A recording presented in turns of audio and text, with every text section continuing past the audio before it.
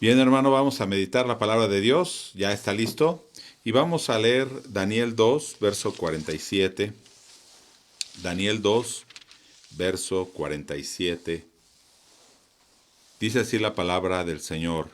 El rey habló a Daniel y dijo, ciertamente el Dios vuestro es Dios de dioses y Señor de los reyes y el que revela los misterios, pues pudiste revelar este misterio. Vamos a orar. Le invito a que oremos. Padre, en esta hora pedimos que nos hables conforme a tu palabra, que tu Espíritu Santo escudriñe nuestro corazón, nuestra mente y que en esta hora también sea una palabra de edificación, que nos confronte, oh Dios, y que podamos cada día ser transformados a tu imagen. Que esta palabra, oh Dios, sea una palabra que penetre en nuestro corazón, que a través de esta transmisión los hermanos que puedan escuchar esta palabra también sean tocados con tu Espíritu. En esta hora te agradecemos, oh Dios, por tu salvación en el nombre de Jesús. Amén. Hermanos, somos salvos por gracia. Hoy vamos a hablar acerca de la fe para salvación. La fe que salva. Somos salvos por gracia. Amén. Por medio de la fe. Dice Efesios 2:8 de esta manera.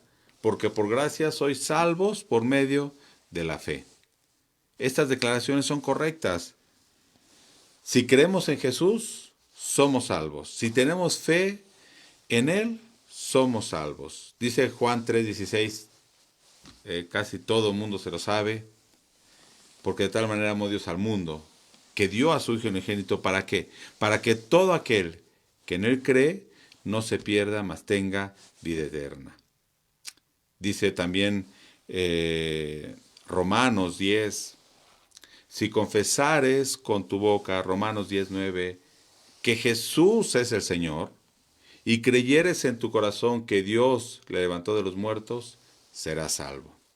Entonces vemos que todos esos pasajes nos hablan de tener fe en Jesús para ser salvos. Confesar con nuestra boca para tener esa salvación.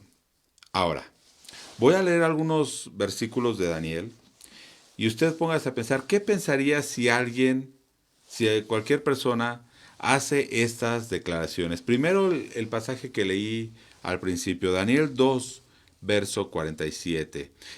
El rey habló a Daniel, está hablando Nabucodonosor.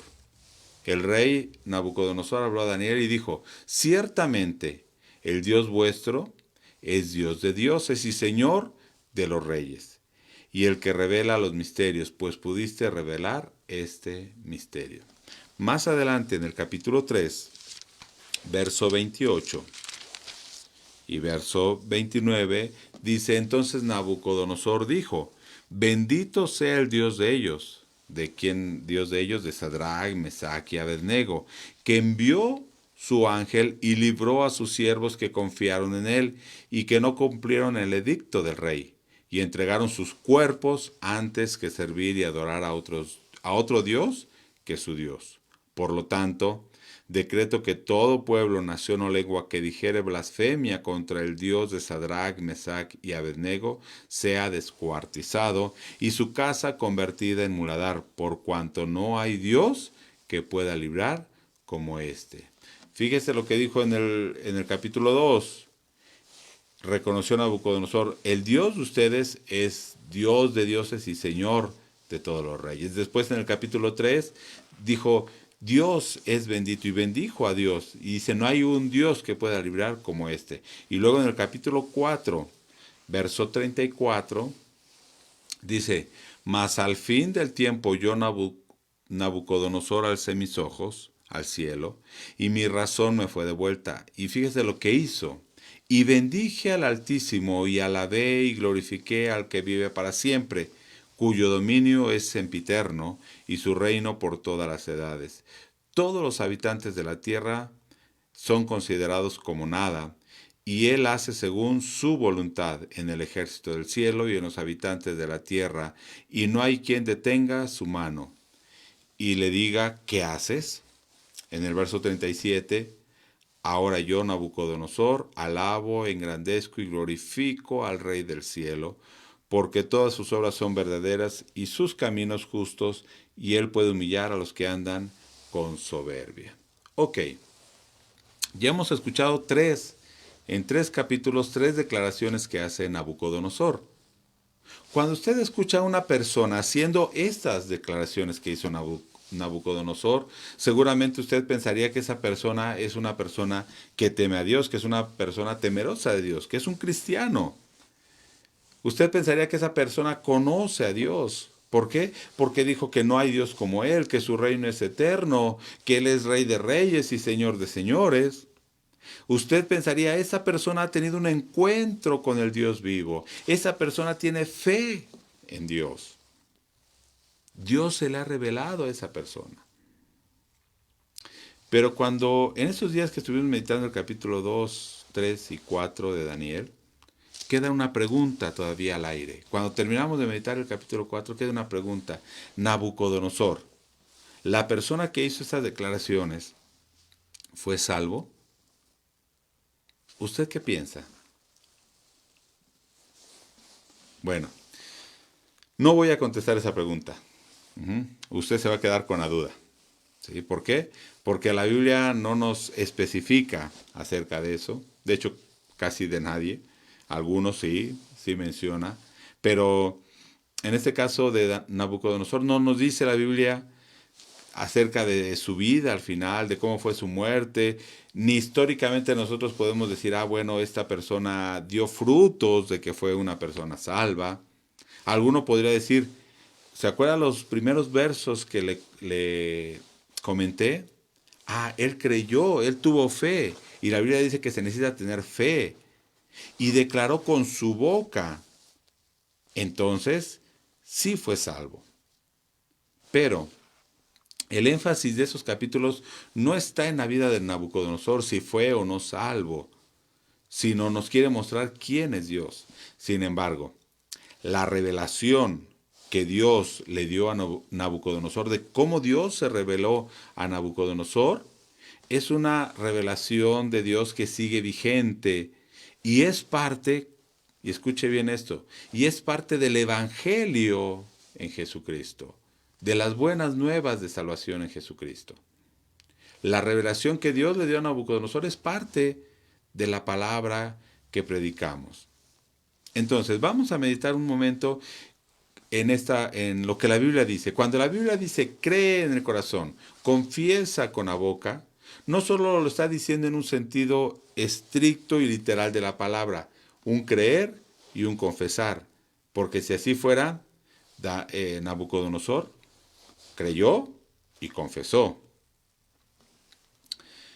Entonces, la Biblia no está hablando únicamente de esto. Es más, si usted va en la calle y le pregunta a cualquier gente si cree en Dios, le va a decir, la mayoría de la gente le va a decir sí. ¿Tienes fe en Él? Y le va a decir sí. Y aún si usted le dice, a ver, confiesa que Jesús es el Señor, lo va a confesar. Cristo es el Señor. Y lo va a hacer. Pero eso, ¿lo hace salvo? Vamos a ver entonces en la Biblia que la Biblia nos menciona distintos tipos de creer, distintos o varios tipos de fe. Entonces veamos algunos ejemplos. Primero, una fe, le voy a llamar yo intelectual. Algunos teólogos le llaman una fe histórica. ¿Qué es esto? Que la persona acepta la Biblia como un hecho histórico innegable. O sea, cree que lo que la Biblia dice históricamente es correcto. Es más, también podría aceptar las verdades morales que enseña como correctas y podría aún decir que espiritualmente la Biblia enseña verdades espirituales correctas. Sin embargo, esta persona no tiene ninguna relación con Dios ni con su salvación. Y yo pienso en este tipo de fe como Nabucodonosor.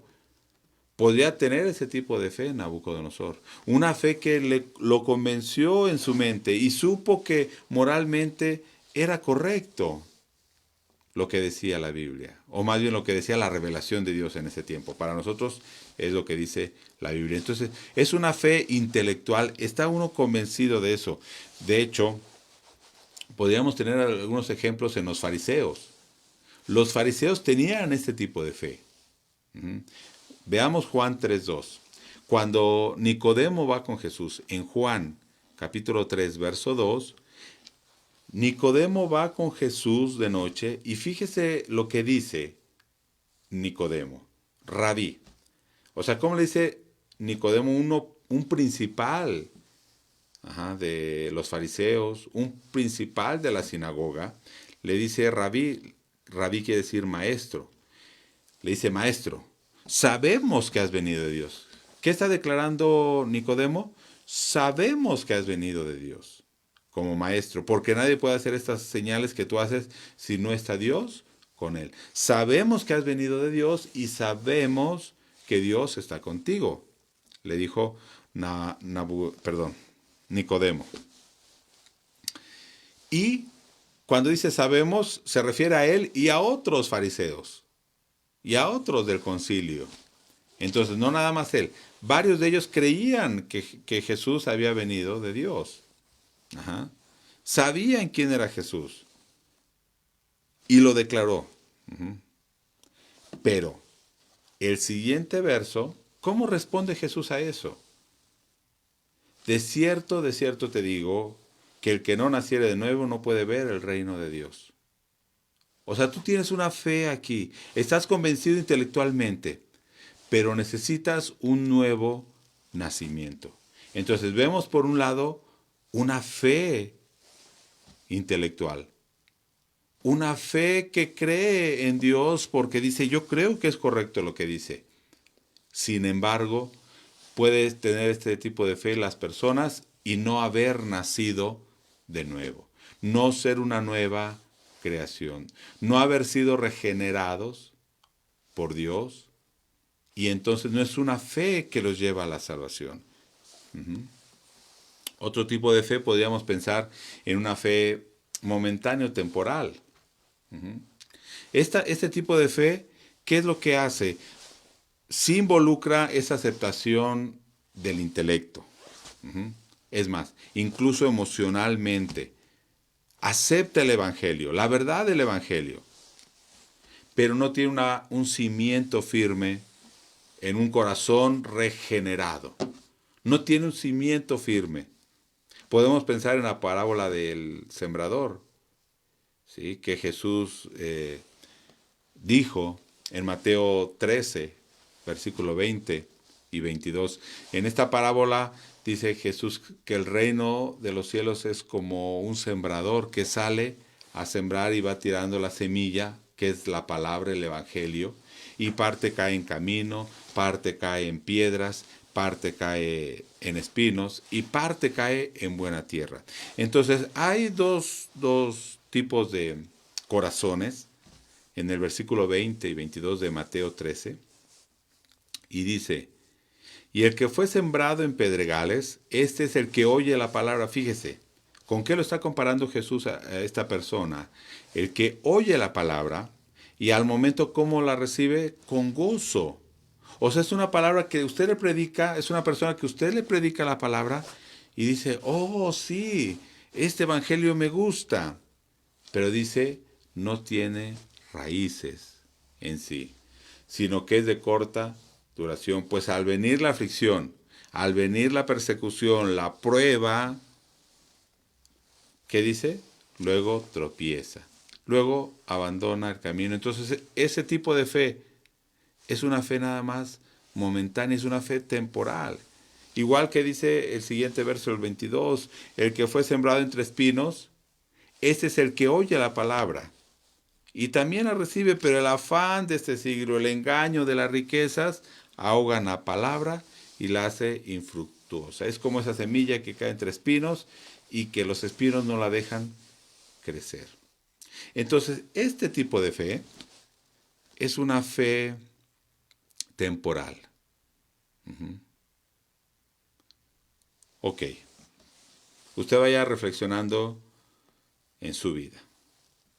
Incluso podríamos mencionar una fe también en los milagros. Una persona que cree en Dios, que cree que Dios puede hacer milagros. Incluso esa persona aún puede ser el medio para que Dios obre un milagro. Pero esa fe únicamente tiene relación con el milagro y a veces es igual que la otra de corta duración mientras está el milagro. Y no lleva a la persona a tener un encuentro personal con Dios.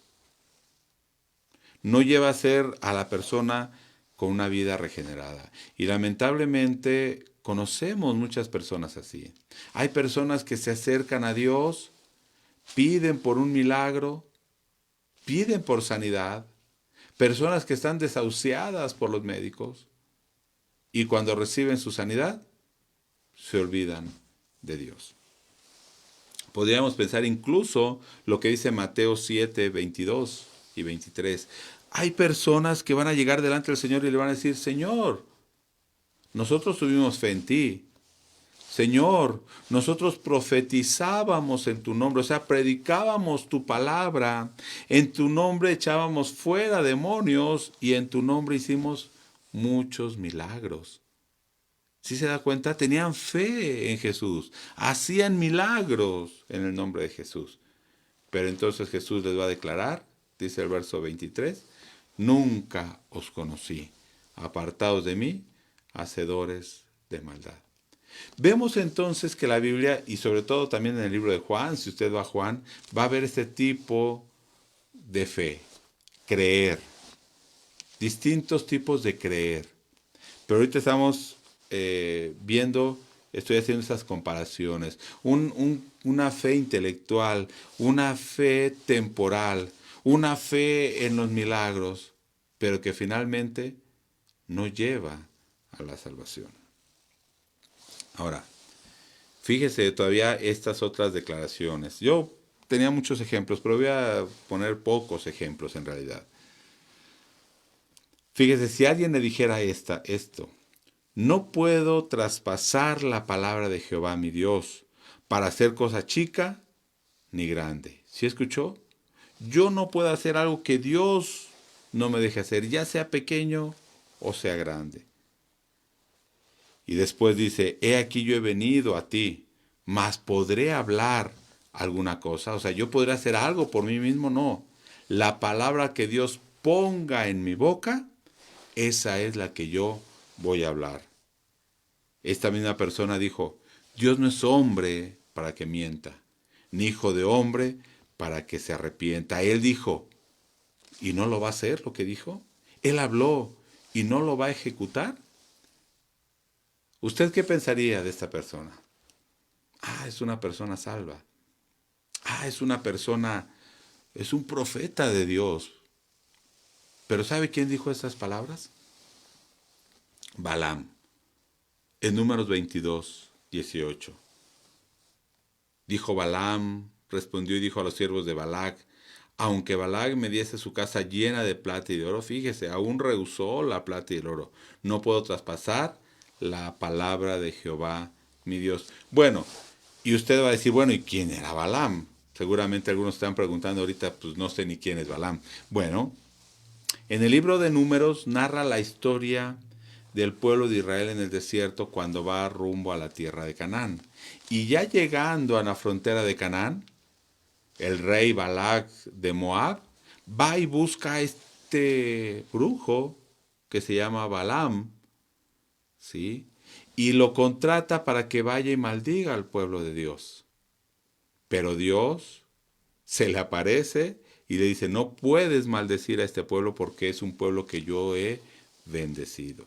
Entonces, estas declaraciones que yo acabo de leer son declaraciones de Balaam. Si usted va al capítulo 22, 23, 24 de Números, usted va a ver las profecías de Balaam y va a ver que las profecías que dijo son correctas.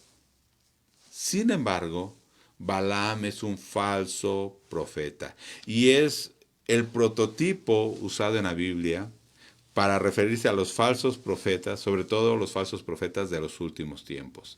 Usted encuentra en Pedro, en Judas y en Apocalipsis que hacen referencia a este Balaam como un falso profeta. ¿Por qué? Porque llevó al pueblo de Israel a adorar a ídolos, a adorar a otros dioses. Entonces, vamos a regresar a la historia de Nabucodonosor y ver un poquito la historia de Nabucodonosor. Dios se le fue revelando en el capítulo 2, capítulo 3, capítulo 4, se le fue revelando a Nabucodonosor. ¿Sí? En el capítulo 2, ya lo leímos, no voy a leer todo otra vez, pero Nabucodonosor tiene un sueño y ve una estatua grande, pero esa estatua estaba representando los reinos que vendrían después del reino de Babilonia. Pero en realidad Dios le está revelando el futuro. Al final de esa visión que tiene, de ese sueño que tiene, Dios revela a Jesucristo, el reino de Jesucristo. Pero, ¿cuál fue la confesión de Nabucodonosor en ese capítulo 2? Que ya lo leímos hace rato. Dios es Dios de dioses y es Señor de los reyes. Pensaríamos que al final del capítulo 2, cuando Nabucodonosor hace esta confesión, pensaríamos que él cree en Dios. Pero en el capítulo 3, comenzando el capítulo 3, ¿qué es lo que hace Nabucodonosor? Una estatua grande de 27, casi 30 metros de altura, por 2,5, 3 metros de ancho, un ídolo para que todo su reino lo adorara. Tal vez era una imagen de él mismo o de alguno de sus dioses, de 27 metros. ¿Usted se imagina una estatua de oro de ese tamaño? ¿Sí? Entonces, en esta historia aparecen otros personajes, ¿no? Pero cuando Dios, es Sadrach, Mesach y Abednego, amigos de Daniel, pero cuando Dios demostró que esa estatua no era Dios y que Dios podía librar a sus hijos, a Sadrach, Mesach y Abednego, Nabucodonosor al final del capítulo 3, ¿qué es lo que hace? Bendice a Dios y declara en el versículo 29, al final del verso 29, no hay Dios que pueda librar como este Dios. No hay Dios como Jehová. Entonces podríamos decir, ya tiene fe en Dios. Ahora sí, como decimos en México, 0 y van 2. Pero la tercera es la vencida, ¿no? Pero en el capítulo 4 nuevamente Nabucodonosor, ¿qué es lo que se deja ver? Su soberbia. Sigue adorando a dioses, sigue adorando a ídolos y no ha habido un cambio en su vida. Y entonces al final del capítulo 4, que ya también lo hemos leído, él bendice al Dios Altísimo, lo alaba, le glorifica, reconoce que él es, después de que Dios lo humilló, después de que Dios lo dejó que viviera como animal, él reconoce y dice, qué torpe soy, si todo lo que tengo Dios me lo ha dado. Él reconoce que Dios es soberano, que Dios es rey sobre toda la tierra, que Dios hace según su voluntad, que no hay nadie como él. Y entonces al final en el verso 37 dice, ahora yo Nabucodonosor alabo y engrandezco y glorifico al Rey del cielo. Fíjese cómo termina, alabando, engrandeciendo y glorificando, porque todas sus obras son verdaderas y sus caminos justos, y él puede humillar a los que andan con soberbia. Ok, pero estas declaraciones no son evidencia en realidad que él haya tenido una verdadera conversión. Y el problema es que nosotros podíamos encontrarnos en la misma condición que Nabucodonosor. Dios, ¿cuántas veces se nos ha revelado, hermano? ¿Cuántas veces se le ha revelado Dios a usted? Nabucodonosor tuvo una fe intelectual, él estaba convencido en el capítulo 2 de que Dios era el rey. Entonces, ¿por qué en el capítulo 3 vuelve a ser una imagen? Porque no había un cambio en su vida. En el capítulo 3 también reconoce que Dios es el único Dios, y en el capítulo 4 vuelve a hacer lo mismo. Vuelve a caer en su soberbia. Y es un Dios pagano, de hecho es podríamos decir que para el pueblo judío, uno de los peores reyes. ¿Por qué? Porque fue y destruyó Jerusalén.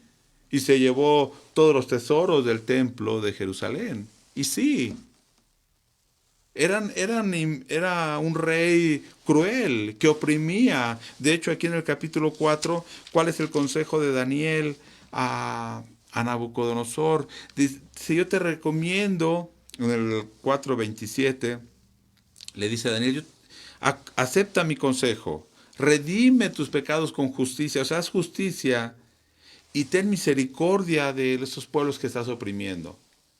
Pero históricamente no se ve este cambio. Él sigue oprimiendo a los pueblos a los que quiere someter, engrandeciéndose él. Él sigue con su soberbia. Él sigue teniendo sus ídolos. Él sigue haciendo su propia voluntad. Hermano, Dios cuántas veces se nos ha revelado, cuántas veces nos ha hablado, hemos podido ver su poder en nuestras vidas, hemos visto milagros en nuestras vidas. Es más, nosotros declaramos tener fe en Dios, declaramos que Jesús es el Señor y Él es nuestro Salvador, pero eso, una vez más, podría ser algo ilusorio. ¿Por qué? Porque a veces seguimos viviendo nuestra vida a nuestro antojo, con arrogancia.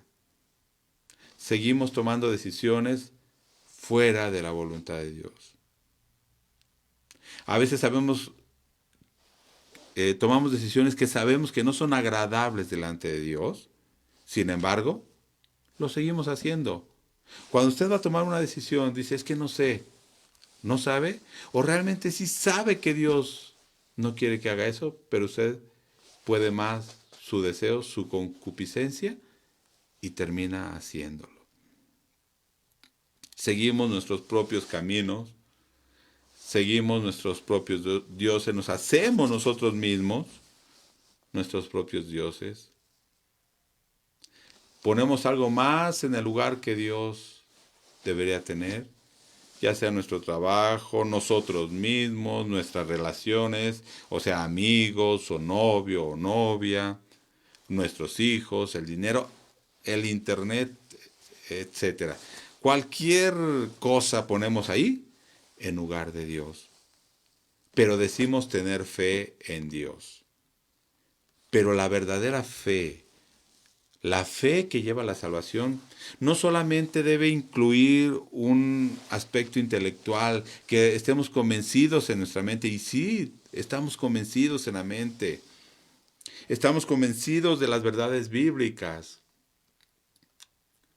tanto históricas como espirituales, y a veces incluye nuestras emociones. Es una aceptación de esa verdad del Evangelio con todo nuestro corazón, con toda nuestra alma. Y muchos a veces lloran cuando escuchan el Evangelio, o sea, se emocionan y son conmovidos, sí, muy bien. También incluye eso, la verdadera fe, pero hay un aspecto más y que es determinante entre una fe falsa y una fe verdadera. Puede estar convencido aquí, puede llorar, puede emocionarse, pero pero si ignoramos el aspecto de la voluntad, o sea, someter nuestra voluntad a Dios, esto va a marcar el camino y va a marcar la dirección de nuestras vidas. Una confianza plena en la persona de Dios, en Cristo como nuestro Salvador y Señor, que Él redime nuestras vidas, pero nosotros someternos y poner nuestra vida en obediencia a Cristo. Esto entonces nos lleva a ser una persona realmente regenerada. Lo que Jesús le dijo a Nicodemo en Juan 3. Te es necesario, Nicodemo, nacer de nuevo. Haber nacido de Dios. En 2 Corintios 5:17, usted se lo sabe. ¿Qué dice 2 Corintios 5:17? De modo que si alguno está en Cristo, ¿qué es? Nueva criatura, nueva creación. Todas las cosas viejas pasaron y aquí todas son hechas nuevas. Cuando dice todas las cosas viejas pasaron, ¿a qué se refiere? Toda nuestra manera de vivir, nuestra manera de pensar debe ser diferente como vivíamos antes. Entonces, el que tiene una verdadera fe, una fe salvadora, No solo es creer en Dios de una manera intelectual, no solamente es sentir bonito, sentir emociones que nos hacen llorar, sino es una persona nueva, es una persona regenerada, con una nueva vida, con una nueva forma de vivir, con una nueva forma de pensar. Es un cambio de actitud. Las decisiones que ahora tomamos son guiadas por Dios, deben ser guiadas por Dios. Entonces, hermano, reflexionemos en esto. La revelación que tuvo Nabucodonosor de Dios es vigente, era vigente para él y es aún parte del Evangelio de Dios. Pero la pregunta es cómo respondemos a esa revelación, porque sin lugar a duda, Nabucodonosor no respondió correctamente a esa revelación. En el capítulo 2, capítulo 3, capítulo 4. Al final no sabemos. Y creo que es irrelevante. Pero ¿cómo respondemos nosotros? Podemos estar respondiendo como Nabucodonosor, comprendiendo en nuestra mente, pero seguimos en nuestros pecados, en nuestra iniquidad, en nuestros ídolos. Respondamos a Dios, hermano, en arrepentimiento, sí. Respondamos a Dios en reconocimiento de quién es Él, sí. Respondamos a Dios en aceptación, sí, pero también en obediencia, sometiéndonos a Él, que Él regenere nuestras vidas, que seamos personas diferentes, porque ahí esa es la evidencia si realmente Dios nos ha salvado. No una fe intelectual, no una fe emocional, no una fe temporal, una vida regenerada por el poder de Dios. Esa fe es realmente verdadera y una fe que nos lleva a la salvación. Hermano, yo le pregunto a usted, ¿qué tipo de fe tiene usted? ¿Una fe intelectual? ¿Una fe emocional? ¿Una fe en los milagros? ¿Una fe temporal? ¿O una fe que lo lleva a la salvación? Una fe salvadora, reconociendo el señorío de Dios en nuestras vidas en cada momento, cada decisión, nuestra forma de hablar, nuestra forma de pensar, nuestras acciones gobernadas por Dios. Vamos a orar. Padre, en esta hora te agradecemos, oh Dios, por tu palabra. Aún la fe que tenemos sabemos que proviene de ti. Señor, haz de nosotros esa nueva creación que tú quieres hacer. Señor, entregamos nuestra vida a ti en gratitud, en obediencia, en sometimiento a ti. Dios, toma nuestras vidas y haznos un vaso nuevo. Te agradecemos, oh Dios, agradecemos tu palabra, agradecemos tu obra y pon en nosotros esa fe, porque sabemos que aún esa fe no proviene de nosotros, sino viene de ti, de tu Espíritu. Ayúdanos a responder correctamente. Y tal vez no como Nabucodonosor, no como Balaam, que creyeron únicamente en su mente, pero su vida a veces fue en rebeldía, su vida fue en iniquidad y en pecado. No nos dejes, sino santifica tu obra en nosotros y, Señor, regenera nuestras vidas cada día. Oramos en el nombre de Jesús. Amén. Dios les bendiga.